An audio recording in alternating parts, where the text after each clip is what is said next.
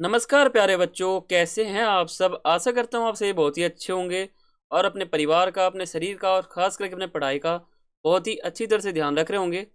तो प्यारे बच्चों, जैसा कि आपको पता होगा कि हमने न्यू सीरीज स्टार्ट किया था, जो कि सीबीएसई बोर्ड एग्ज़ाम 2025 के लिए हमने स्टार्ट किया है। आपका क्लास 12th का फिजिकल का एग्ज़ाम होने वाला है, वो है 17 फरवरी 2025 को।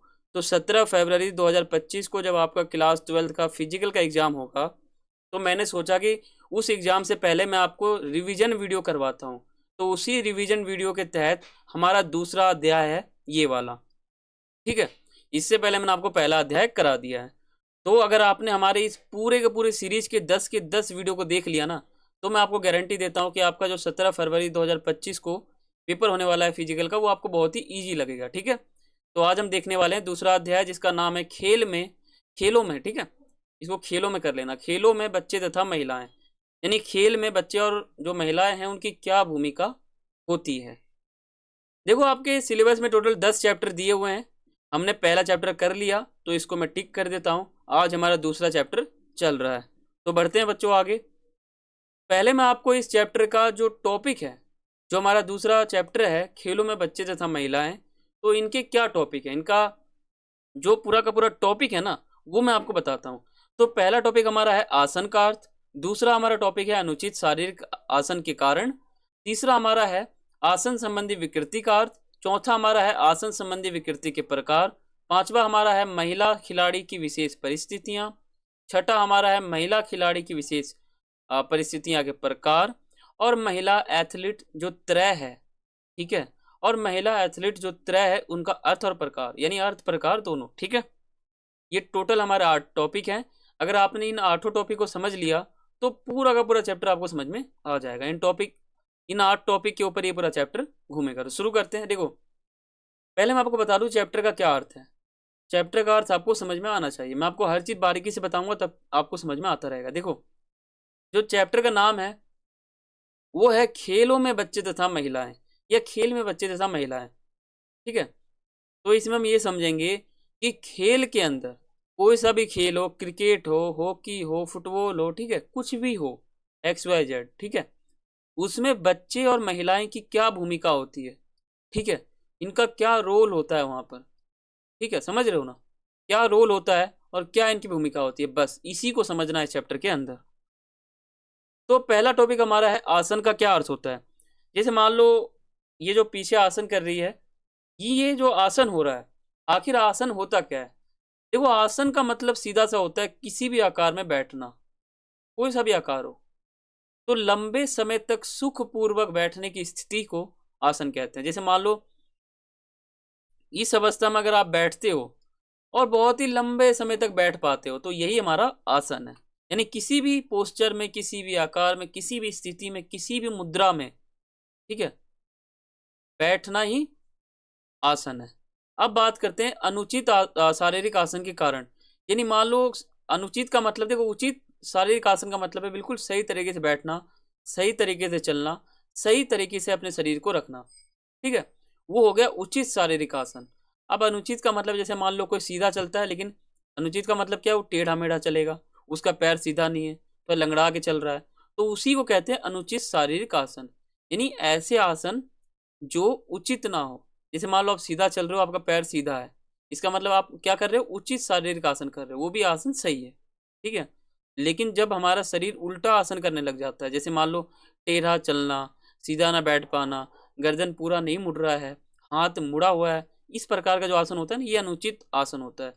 अब आखिर ये आसन होता क्यों है, आखिर लंगड़ा के आदमी क्यों चलता है, पैर टेढ़े क्यों रहते हैं, गर्दन टेढ़ा क्यों हो जाता है, तो ये सब जो अनुचित शारीरिक आसन है, इनके क्या कारण है। तो इनके कारण को समझते हैं। देखो, पहला हमारा हो गया गुरुत्वाकर्षण बल। ये हमारा साइंस का टॉपिक है और ये फिजिकल का भी टॉपिक है, ठीक है। देखो, जो गुरुत्वाकर्षण बल होता है ना, ये हमारा पहला कारण हो जाएगा अनुचित शारीरिक आसन के, यानी गलत तरीके से शरीर का आकार बन जाना। दूसरा हो गया चोट। मान लो किसी के पैर में चोट लग गया है, इसका मतलब ये तो नहीं है वो सीधा चल पाएगा, चोट लगा हुआ है तो जरूर वो टेढ़ा मेढ़ा चलेगा। तो ये हो गया हमारा अनुचित शारीरिक आसन के दूसरे कारण। तीसरा हो गया बीमारी, बीमारी से भी हो सकता है। चौथा आदत, मान लो कोई टेढ़ा चलता ही है, तो वो आदत के रूप में आ जाएगा। अनुवांशिकता यानी जेनेटिक रूप से भी देख सकते हैं। अधिक भार, मान लो किसी के शरीर का अधिक भार है तो वो दूसरा मतलब जंप वगैरह नहीं लगा पाएगा। मोटापा भी हो सकता है, ठीक है, और थकावट भी हो सकता है, और ये गरीबी भी हो सकता है, ठीक है।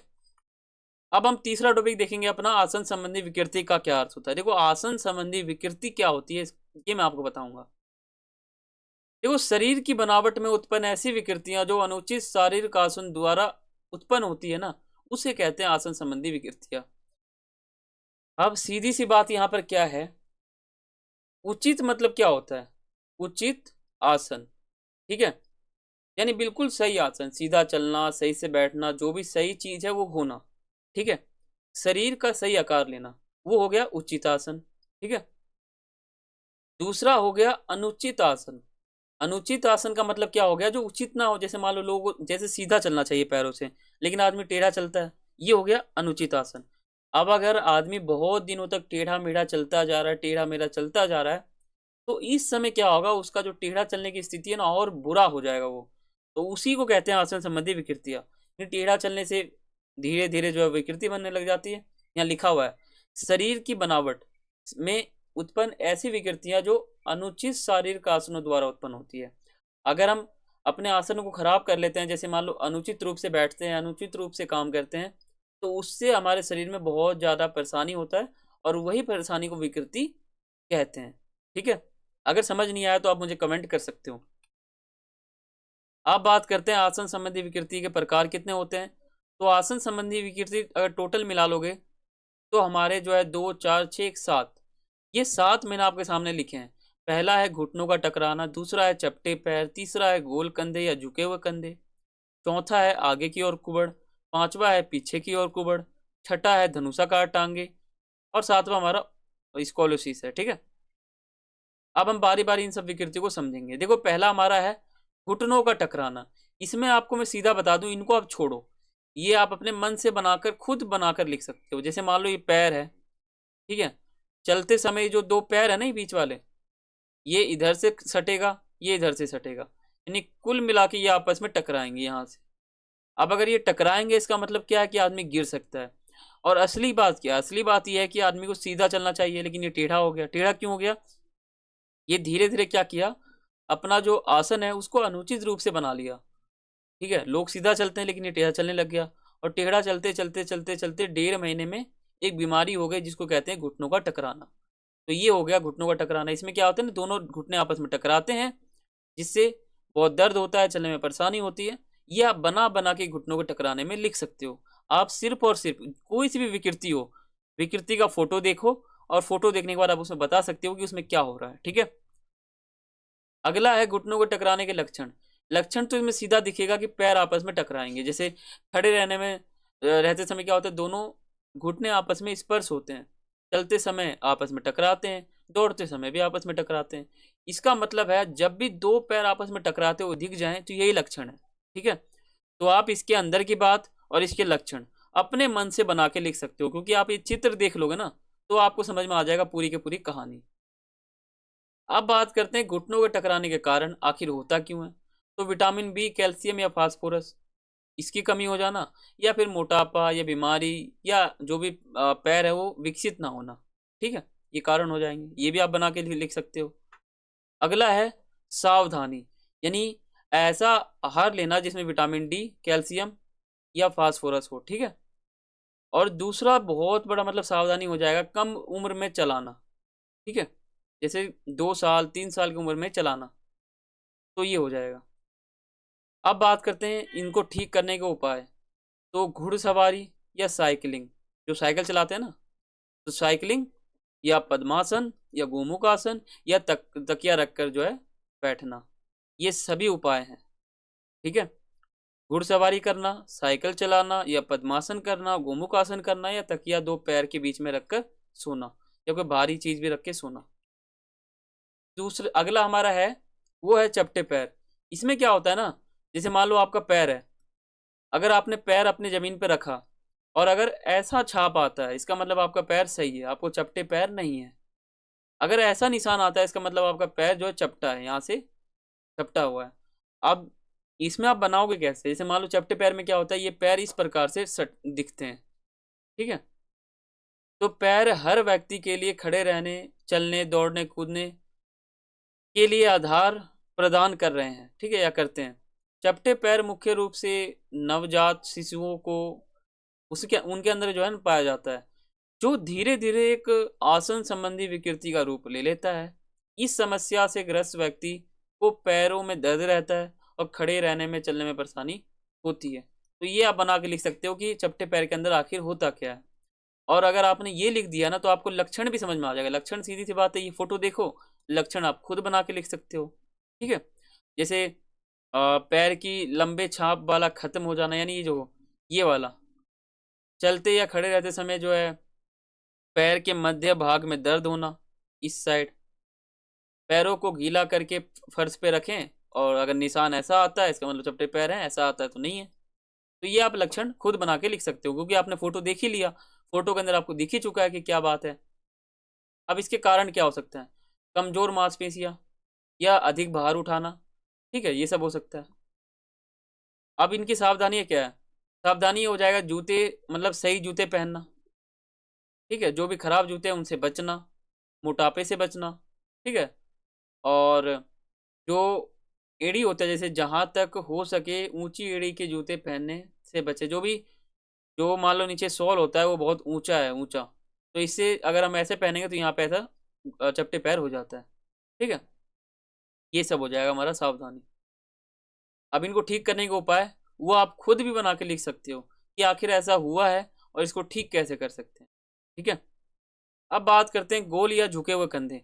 जो ये रीढ़ की हड्डी होती है, ये सीधा होना चाहिए, तो ऐसे झुक जाता है आगे की ओर, तो इसको आगे की ओर झुके हुए कंधे या गोल कंधे भी कह सकते हैं। इस प्रकार की आसन संबंधी विकृति में कंधे गोल होकर आगे की ओर झुक जाते हैं। अब इसके लक्षण क्या है? कंधे गोल होकर आगे की तरफ झुक जाते हैं। लक्षण मतलब वो किसी को गोल कंधा हो चुका है तो वो हमको पता कैसे चलेगा कि गोल कंधा हुआ है कि नहीं हुआ है? तो वही लक्षण है। अगर कोई ऐसा दिख जाएगा हमको तो यानी उसको गोल कंधा है, ठीक है। अब इसके कारण क्या हो सकते हैं? अनुवांशिकता, झुकी हुई अवस्था में रहना, बैठना, चलना, ठीक है, व्यायाम ना करना, ये हो जाएगा। अब इनकी सावधानी क्या है? सावधानी में हमारा आ जाएगा झुकी हुई स्थिति में बैठना, खड़े होना, चलना, ठीक है, यानी झुक कर बैठना, ठीक है। और जो फिटिंग के कपड़े पहनना ज़्यादा, ठीक है, ये सब हमारा हो जाएगा सावधानी। अब इनको ठीक करने का उपाय आप खुद भी बना के लिख सकती हूँ, क्योंकि ऐसी स्थिति को ठीक कैसे कर सकते हैं, ठीक है। अब बात करते हैं आगे की ओर कुबड़। इसमें क्या होता है ना, जो कुबड़ है वो आगे की ओर हो जाता है। रीढ़ की जो अस्थियां होती हैं वो सामान्य अवस्था में ऐसी दिखनी चाहिए, लेकिन इसमें ऐसा दिखता है। आगे की ओर कुबड़ में रीढ़ की हड्डियों का झुकाव आगे की ओर हो जाता है, जिससे शरीर के आकार में और विकृति, मतलब जो शरीर का आकार होता है उसमें विकृति आ जाती है और शरीर अकड़ा हुआ रहता है। इससे व्यक्ति को खड़े होने चलने में परेशानी होती है।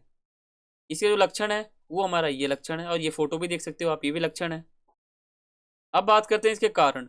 तो कारण में हमारा देखो, अनुवांशिकता, व्यायाम ना करना, अनुचित वातावरण, ये सभी कारण में आप डाल सकते हो, ठीक है। अब इनसे बचने के लिए क्या क्या सावधानी है? जैसे मोटापे से बचना, संतुलित भोजन लेना, भार ढोते समय शरीर को सीधा रखना, और अति पोषण, ठीक है। इसका मतलब होता है ज़्यादा भोजन खाना। आगे की और कुबड़ को ठीक करने के क्या उपाय हैं? ये पूरा का पूरा उपाय भरा हुआ है, इनको आप पढ़ोगे आपको समझ में आ जाएगा, ठीक है।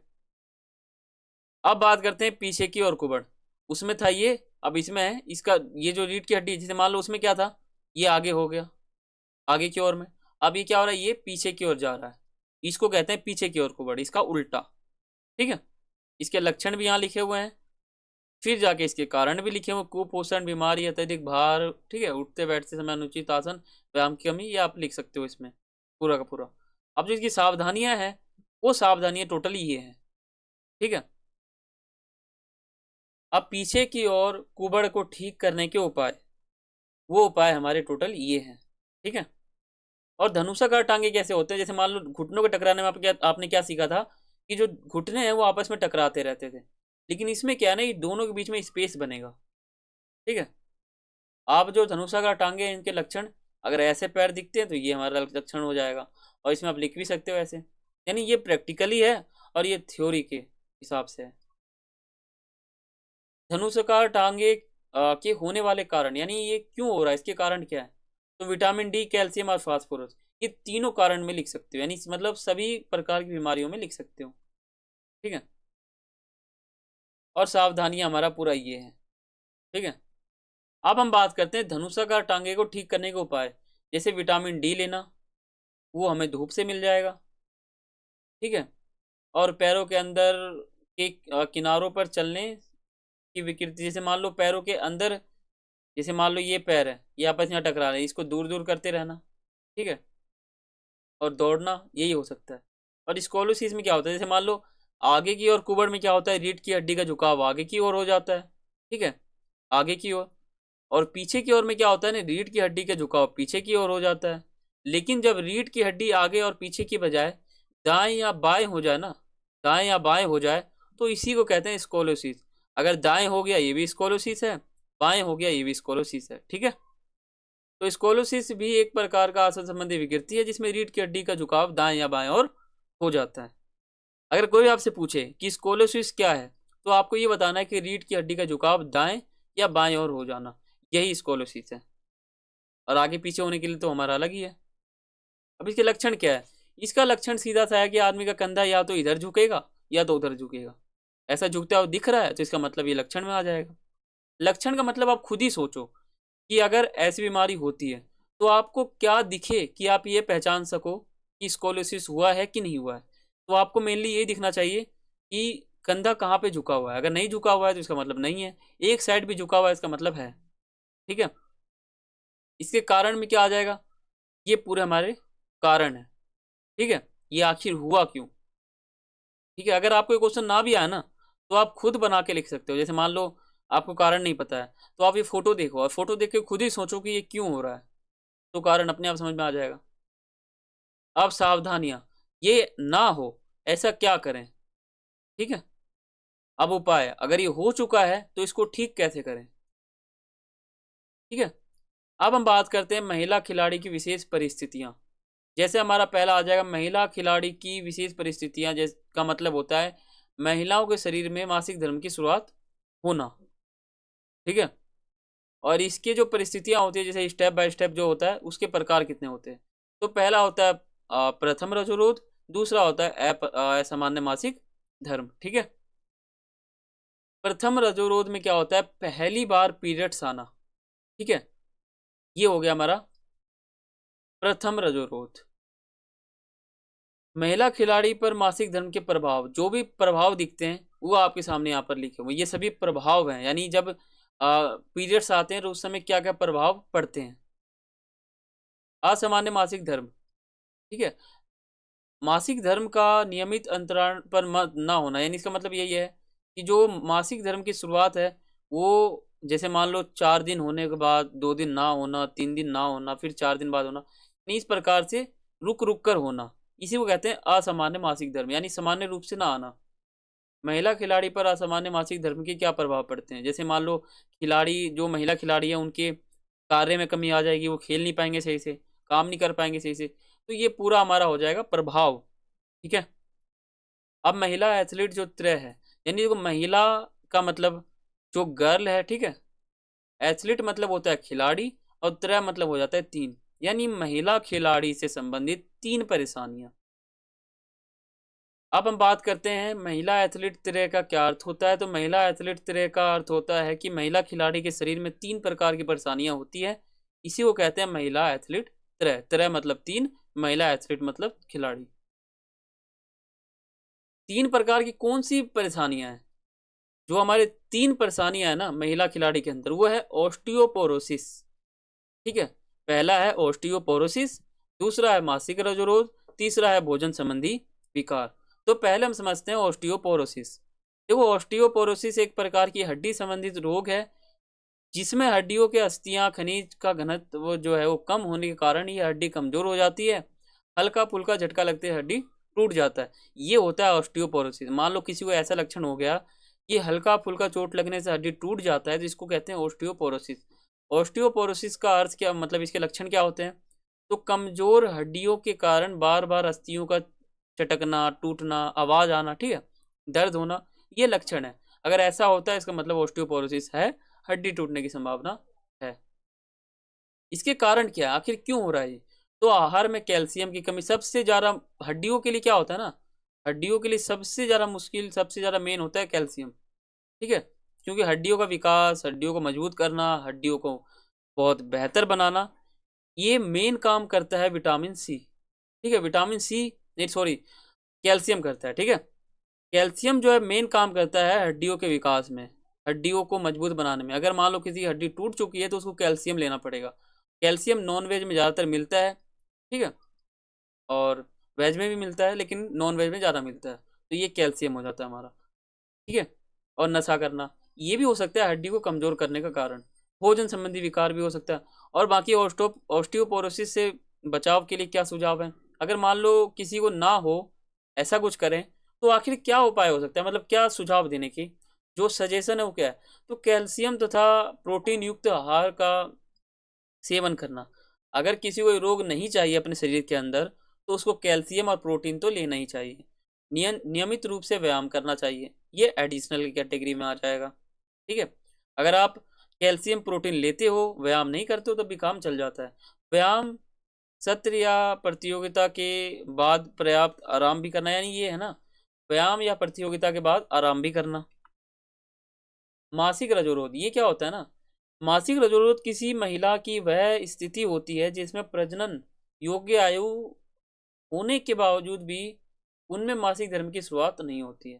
जैसे मान लो 13-14 साल की उम्र हो चुकी है, लेकिन जो मासिक धर्म है वो शुरू नहीं हुआ है। इसका मतलब क्या है? यही होता है मासिक रजोरोध। अब ये भी दो प्रकार से होते हैं, यानी पहली बार मासिक धर्म की शुरुआत होना। गौण का मतलब क्या होता है? इस रजोरोध में महिला का मासिक धर्म निर्धारित समय पर होता है और फिर उनका मासिक धर्म 3 महीने या इसके अधिक समय के बाद फिर रुक जाता है, ठीक है। और इसके कारण क्या है? कम कैलोरी युक्त भोजन, हार्मोन्स, ठीक है, या तेज व्यायाम, ये सब हो सकता है कारण। और इनके प्रभाव क्या पड़ते हैं? रक्त में कमी, थकान, ये सब हो सकता है। ये आप खुद भी लिख सकते हो। और इसके बचाव के लिए क्या सुझाव है वो आपके सामने दो लिखे हुए हैं, ठीक है, ये दो बचाव के कैटेगरी में आएगा, ठीक है। अब बात करते हैं भोजन संबंधी विकार। देखो, भोजन संबंधी विकार का मतलब होता है जब व्यक्ति सामान्य रूप से अत्यधिक मात्रा में भोजन खाता है या कम खाता है, उसको कहते हैं भोजन संबंधी विकार। अब भोजन संबंधी विकार भी जो है हमारे दो प्रकार के होते हैं। पहला होता है सुधा अभाव, दूसरा होता है हमारा वो, आगे देखते हैं। देखो, दूसरा हमारा हो जाता है एनोरेक्सिया नर्वोसा, यानी पहला हमारा हो गया एनोरेक्सिया नर्वोसा, ठीक है, दो प्रकार से हो जाते हैं। और दूसरा हमारा हो जाएगा, देखो जैसे मान लो, आप ये मान लो कि भोजन संबंधी विकार के दो प्रकार हैं। पहला है सुधा अभाव, ठीक है, सुधा अभाव, और दूसरा है अति सुधा अभाव। ये दो हमारे प्रकार हैं। कितने हैं? दो हैं। पहला है सुधा अभाव, दूसरा है अति सुधा अभाव। तो सुधा अभाव में क्या होता है? इसमें बहुत कम भोजन खाते हैं। और इसके भी दो प्रकार हैं, प्रतिबंधित एनोरेक्सिया नर्वोसा और रेचक एनोरेक्सिया नर्वोसा। देखो, एनोरेक्सिया नर्वोसा में क्या होता है? इसके अंतर्गत व्यक्ति अपने आहार को प्रतिबंधित करने करके अपने वजन को नियंत्रित करने का प्रयास करता है, अपने वजन को कम करने के लिए उपवास, डाइटिंग वगैरह करता है। और रेचक एनोरेक्सिया में क्या होता है ना, कि ये वजन को कम करने का प्रयास तो करते हैं लेकिन थोड़ा कम करते हैं, ठीक है, ये होता है इनका। और एनोरेक्सिया नर्वोसा के कारण क्या है? वो तीन कारण है, सामाजिक, जैविक और हमारा व्यक्तिगत खुद का, ठीक है। और इसके लक्षण आपके सामने लिखे हुए 7, ठीक है। और एनोरेक्सिया नर्वोसा से बचाव कैसे कर सकते हैं वो भी आपके सामने लिखा हुआ है। अब बात करते हैं हमारा भोजन संबंधी विकार का दूसरा प्रकार, वो है अति सुधा अभाव, जिसे हम बुलिमिया भी कह रहे हैं। इसका मतलब होता है ज्यादा भोजन करना। इसके दो प्रकार हैं, रेचक बुलिमिया और गैर रेचक बुलिमिया। देखो, रेचक में क्या होता है, ये लोग भोजन तो करते हैं लेकिन वो तुरंत ही निकाल देते हैं। और रेचक में क्या होता है ना, इसमें भोजन ये लोग करते हैं लेकिन फिर भी डाइटिंग करते रहते हैं, ये होता है, ठीक है। और इसके कारण आपके सामने लिखे हुए हैं, अनुवांशिक, सामाजिक और मनोवैज्ञानिक। यानी मनोवैज्ञानिक खुद से बनाते हैं ये लोग, सामाजिक यानी समाज में अगर लोग देखते हैं खुद, अनुवांशिक यानी अगर जेनेटिक रूप से ही इफेक्ट पड़ता है तो वो, ठीक है। और इसके लक्षण है बार बार भोजन करना, वजन बार बार कम या ज़्यादा होना, ठीक है, ये वगैरह वगैरह। और इसके जो बचाव हैं वो टोटल 3 आपके सामने लिखे हुए हैं, ठीक है।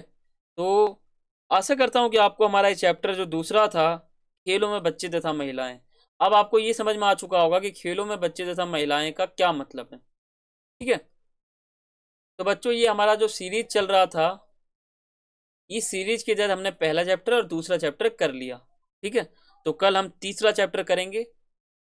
तो फिर अगर आप चैनल पर नए हो तो सब्सक्राइब करके बेल आइकन पर आपको क्लिक करना है, वीडियो को लाइक करना है, शेयर करना है, कमेंट करना है। तो फिर मिलते हैं अगले वीडियो में, तब तक के लिए सभी को थैंक्स फॉर वॉचिंग। जय हिंद, जय भारत।